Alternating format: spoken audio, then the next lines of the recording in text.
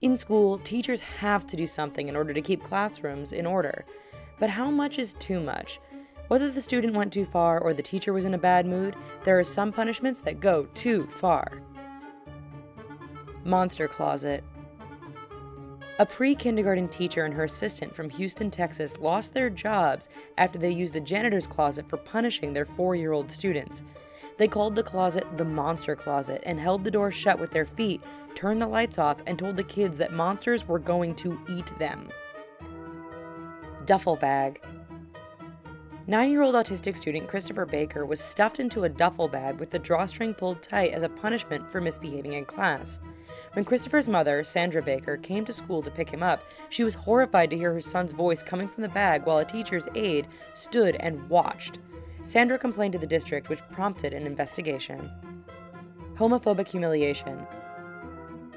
A first-year principal caught 2 students fighting, and as punishment, he forced the students to sit in the middle of the quad and hold hands.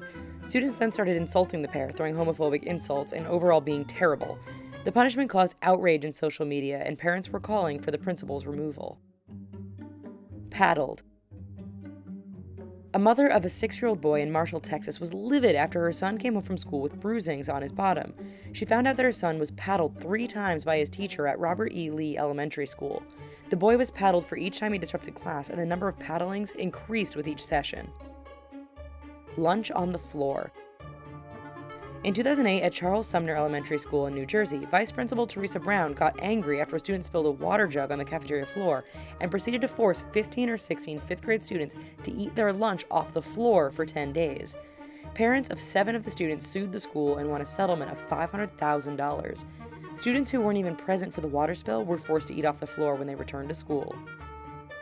No braids in class. When 7-year-old Lamia Kamen wouldn't stop playing with her braids in 2009, her teacher had had enough.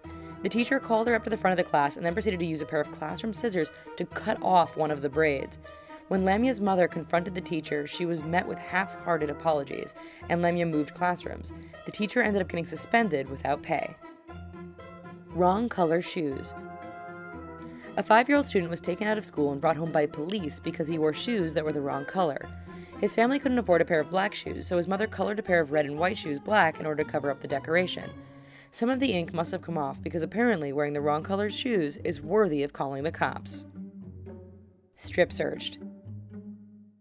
In 2003, a 13-year-old student named Savannah Redding was put through a strip search after a student accused her of carrying prescription-strength ibuprofen, which was the equivalent of 2 Advils. School officials searched her backpack but weren't satisfied. They then sent her to the nurse's office and put her through a strip search, making her take her bra off and checked under the elastic of her underwear, all the while without informing her parents. Needless to say, Savannah's parents took the case to court. Drawing on faces. 4th-grade teacher Summer Larson found herself in hot water after she allowed students to write on the faces of students who had failed to meet their reading goals. Larson's original intent was to give an incentive for students to meet their reading goals. If a student failed, they could either skip recess or allow their peers to write on their faces. 6 of the 9 students apparently didn't want to miss recess. Jailed for missing school. In 2012, an 11th grade student named Diana Tran was an honor student, going to school full-time and working 2 jobs in order to support her siblings. One sibling was in college and the other was younger. Diane's busy schedule caused her to miss 11 days of school in 6 months, and Texas state law requires a maximum of 10 unexcused absences in a span of 6 months. The 11th absence caused Diane Tran to be jailed for 24 hours and be charged with a misdemeanor. A judge soon dropped the charges. Bubble gun. In 2013, a 5-year-old kindergarten student from Pennsylvania was accused of making terrorist threats after she threatened to shoot a classmate with her Hello Kitty bubble gun. A school official heard the threat and went through the girl's backpack and found out that she didn't have a deadly gun.